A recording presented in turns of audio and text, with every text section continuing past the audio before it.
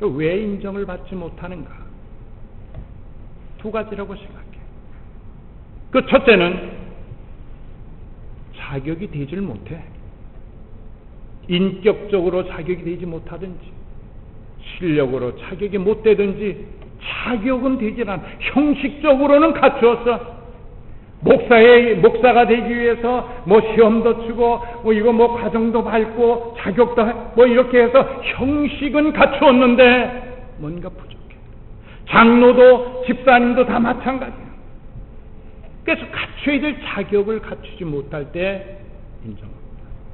또 하나는 비록 자격은 갖추었다 할지라도 자기에게 주어진 사명을 다하지 못하면 인정받기가 어려운 것 아니겠는가. 좋은 일꾼은 자격을 갖춰야 됩니다. 여러분, 군대에서도 군대 2등병 계급장을 달기 위해서는 그것도 자격을 갖추어야지 2등병 계급장을. 제가 아주 기합을 많이 받았는데 논산 훈련소에서 훈련을 받는데 저희 부대에 있는 한 친구는 아주 멀쩡하게 생겼어요. 멀쩡하게 생겼는데 제식 훈련을 이제 우리가 받지 않습니까? 그럼 앞으로 하면은 왼발이 나오면 오른팔이 나가게 돼 있어요. 그렇지 않습니까?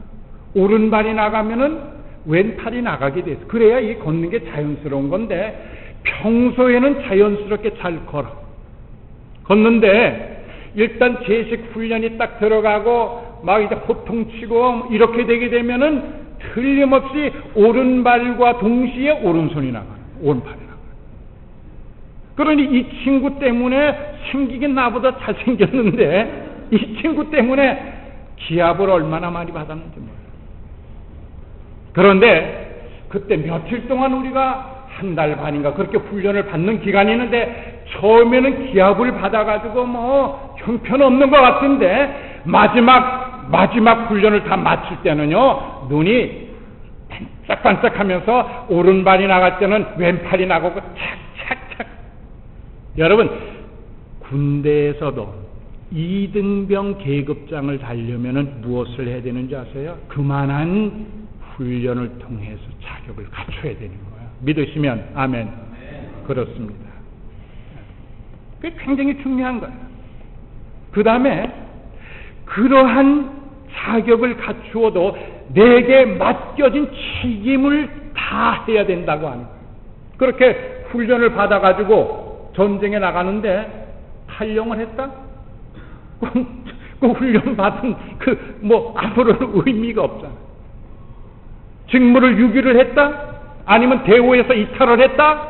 안 된다. 책임을 다해야. 우리는 십자가의 군사입니다. 디모데 후서 2장 3절에 보면은 너는 그리스도 예수의 좋은 군사로 나와 함께 고난을 받으라고 하는 말씀이었어요. 우리는 좋은 군사, 훈련받은 군사가 돼요. 그런데 우리가 기억할 것은 중요한 것은 남들에게 인정을 받아야 된다 그랬죠. 근데 남들에게 인정받는 것보다 더 중요한 게 무엇이냐면은 자기에게 인정을 받는 거야. 나 자신은 양심이 있단 말이에요. 그런데 나의 양심도 때때로 무디어질 때가 있거든요. 자기 중심주의에 있게 되면은 이게 좀 무디어질 때가 있어요. 그렇기 때문에 가장 중요한 것은 하나님의 판단만은 정확해요. 그래서 하나님으로부터 인정을 받는 것이 가장 중요한 인정이다. 그렇게 생각을 합니다. 여러분, 그런데 우리가 인정받는 것이 쉬울까요? 쉽지 않습니다. 제가 전에 있던 어느 교회에 처음에 갔더니 목사로 인정을 안 해줘. 교인들이 나와 함께 교회를 시작하자라고 이야기했던 그 교인들이 나를 목사로 인정을 안 해줘요. 참 서글프더라고요. 3년이 지나니까 조금 목사 같구만 이렇게 인정을 해요. 그리고 5년이 지나니까 지역사회에서 나를 목사로 인정을 해줘요.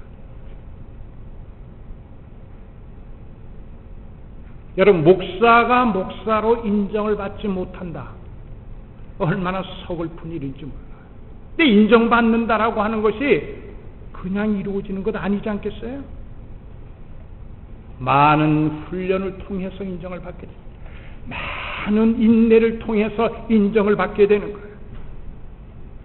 여러분, 성경에 보면은 얼마 전에 우리 김 목사님께서도 그런 말씀을 설교 중에 주셨습니다마는 독수리에 관한 말씀이 나와요.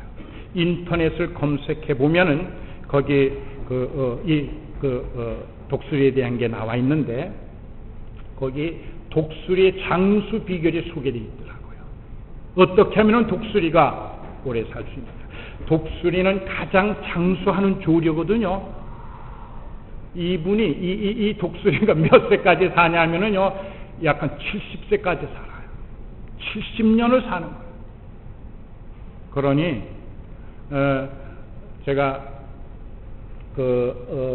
아프리카에 그쪽에 선교사님 통해서 이야기를 들어볼 때 그쪽의 선교사들을 그 지역에 있는 사람들 평균 수명이 38세 내외라고 하는 거예요. 독수리는 70년 정도로 그거 사는 거예요. 그런데 그것이 최고의 수명을 누릴 수 있는데 이 70년이라고 하는 장수를 위해서는 독수리가 한 40년 정도 되었을 때, 독수리가 한 40년쯤 세상을 살았을 때는 아주 매우 고통스럽고 중요한 결단을 독수리 스스로가 해야 된다는 거예요.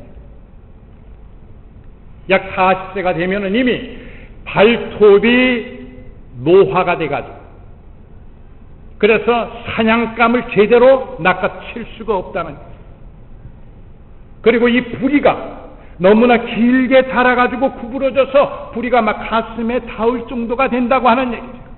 그리고 깃털이 너무 두껍게 자라가지고 날기가 매우 이게 어려워서 하늘을 자유롭게 날아다니는데 어려움을 겪게 된다는 거예요. 그래서 이쯤 되게 되면은 독수리는 둘 중에 하나를 선택해야 되는데 그 첫 번째가 무엇이냐? 그대로 죽을 날을 기다리든가 40년 인생으로, 아니 그저 독수리의 세계로, 아니면은 약 한 6개월 정도, 반년 정도에 걸친 매우 고통스러운 갱생의 과정을 수행해야 된다는 얘기예요. 그래서 이 갱생의 길을 선택한 독수리는 아주 먼 그리고 높은 산 정상으로 날아가서 그곳에 둥지를 틀고 그곳에 머물면서 고통스러운 수행을 하게 된다는 얘기예요. 먼저 자기의 그 불이 있잖아요. 노후돼서 사냥감을 제대로 채지 못하는 이 부리로 바위를 쪼는 거예요. 그래서 이 부리가 부서져 버리고 부리가 깨어져 버리고 그래서 이 부리가 여기에서 빠져버리게 된다는 거예요. 그러면은 서서히 새로운 부리가 자란다는 거예요. 그런 후에 새로 돋은 부리로 자기의 독수리의 발톱을 하나씩 뽑아낸다는 거야. 여러분 상상을 해보세요. 얼마나 혹독한 과정인지. 그리고 다 뽑은 이 발톱이 새롭게 돋아나게 되면은 이번에는 그 부리를 가지고 자기의 두꺼워진 이 날개를, 깃털을 하나하나씩 그 부리로 다 뽑아낸다는 거예요. 그래서 약 한 반년, 한 6개월이 지나서 새로운 깃털이 돋아난 이 독수리는 완전히 6개월 전과는 새롭게 변화된 모습으로 변신하게 된다. 그리고는 다시 힘차게 날개를 찢어서 저 대지를 향해서, 성공을 향해서 힘차게 날아오르면서 30년의 수명을 더한다는 얘기예요. 여러분 이사야 40장에 보면 선지자가 하나님의 백성들을 책망하는 그 내용이 있습니다. 지금 그들이 하나님을 불신하는 거예요. 하나님을 의심하는 것, 그것으로 인해서 아마 바벨론 포로로 잡혀 있는 것 같은데, 그리고 그 고통스러운 날이 얼마나 저희들이 어렵겠습니까? 그래서 그 환난 아래서 그들의 심령이 낙심하고 그리고 절망한 것으로 보이는데, 그러나 하나님께서는 성경을 보니까 바로 그 백성들에게 힘을 주시고 그 백성들에게 능력을 주시면서 그들을 도우신다고 합니다.